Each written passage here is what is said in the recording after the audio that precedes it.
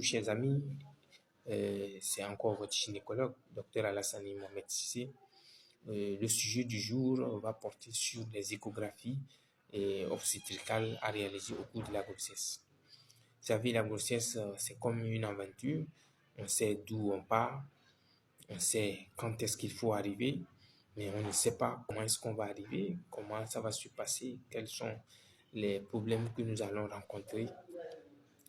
Et c'est pour ça que nous parlons d'imprévisibilité des complications. Et pour cela, pour ce qui concerne l'échographie, dès que vous vous sentez enceinte, dès que vous n'avez pas eu vos dernières règles et que vous pensez que c'est une grossesse, ou lorsque vous confirmez votre grossesse avec un test de grossesse, il est de bonne guerre de faire une première échographie qui permettra de, premièrement, confirmer la grossesse, puis de confirmer la vitalité de la grossesse. Est-ce que la grossesse elle est viable? Et enfin, surtout, de localiser la grossesse, de savoir est-ce que la grossesse elle est bien placée dans l'utérus ou bien est-ce qu'elle est en extracellulaire. C'est la hantise de tout gynécologue, c'est la hantise de toute sage-femme qui reçoit une femme au premier trimestre de la grossesse qui vient de confirmer sa grossesse.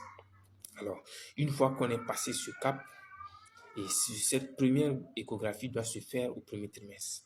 Une fois que ce cap est passé, c'est l'échographie de morphologie et elle doit se faire au deuxième trimestre. Question d'étudier tous les organes de l'enfant et de voir est-ce qu'il n'y a pas de malformations.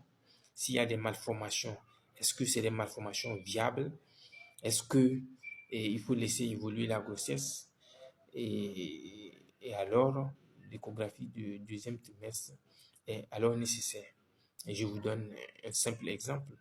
Des fœtus siamois, des jumeaux siamois, c'est-à-dire des jumeaux qui sont collés. Lorsque on fait le diagnostic très tôt, on peut décider d'une interruption thérapeutique de la grossesse. Mais lorsque le diagnostic n'est pas fait tôt, parce qu'on n'a pas fait l'échographie du premier trimestre ou du deuxième trimestre, alors on voit ça au troisième trimestre, on est obligé de laisser évoluer et de laisser voir ce que la nature est. C'est très pénible psychologiquement pour les femmes et qui vont accoucher ces siamois-là ou d'autres malformations également. Et enfin, l'échographie qu'il faut faire au troisième trimestre qui permettra de faire le pronostic de l'accouchement, de voir est-ce que le bébé, il va bien, est-ce qu'il est bien présenté, est-ce que c'est sa tête qui vient en premier, est-ce qu'il est gros, d'accord, est-ce que ses annexes sont bien formés, est-ce qu'ils sont bien positionnés dans l'utérus. Donc, tous ces facteurs-là, fœtales, vont être étudiés et afin de prédire, afin de faire le pronostic de l'accouchement, afin de dire si notre femme, notre gestante, elle peut accoucher elle-même par voie basse ou bien il faut lui faire une césarienne. Donc, en gros, au cours de la grossesse, s'il n'y a aucun problème, et c'est au moins 3 échographies.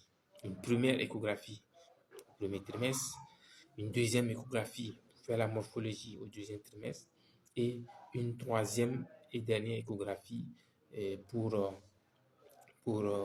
faire le pronostic de l'accouchement.